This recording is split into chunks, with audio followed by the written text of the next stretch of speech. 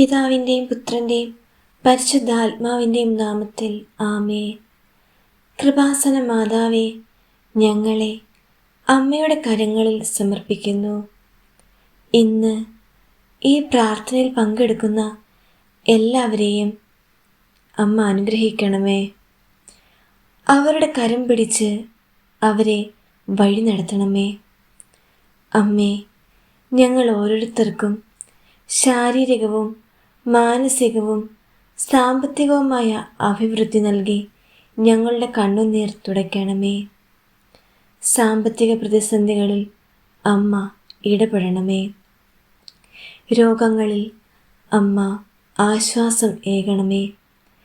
വിഷമഘട്ടങ്ങളിൽ സന്തോഷം നൽകണമേ. പരിശുദ്ധ മാതാവേ, ഞങ്ങളുടെ ജീവിതത്തിന് നേർവഴി തുറന്നു തരണമേ.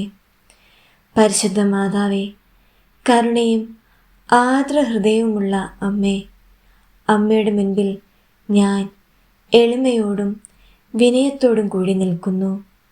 എൻ്റെ പ്രാർത്ഥനകൾ നീ കേൾക്കണമേ. അമ്മയുടെ മാതൃഹൃദയത്തിൽ ഞാൻ എൻ്റെ സ്വപ്നങ്ങളും പ്രതീക്ഷകളും ആഗ്രഹങ്ങളും സമർപ്പിക്കുന്നു.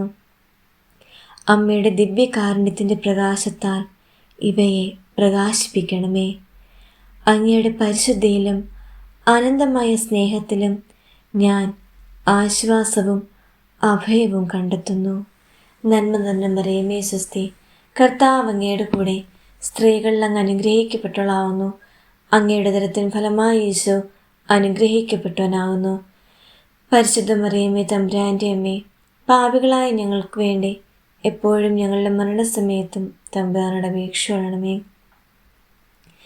നന്മ നിറഞ്ഞ മറിയമേ സ്വസ്തി, കർത്താവ് അങ്ങയുടെ കൂടെ, സ്ത്രീകളിൽ അങ്ങ് അനുഗ്രഹിക്കപ്പെട്ടവളാവുന്നു. അങ്ങയുടെ ഉദരത്തിൻ ഫലമായി ഈശോ അനുഗ്രഹിക്കപ്പെട്ടവനാകുന്നു.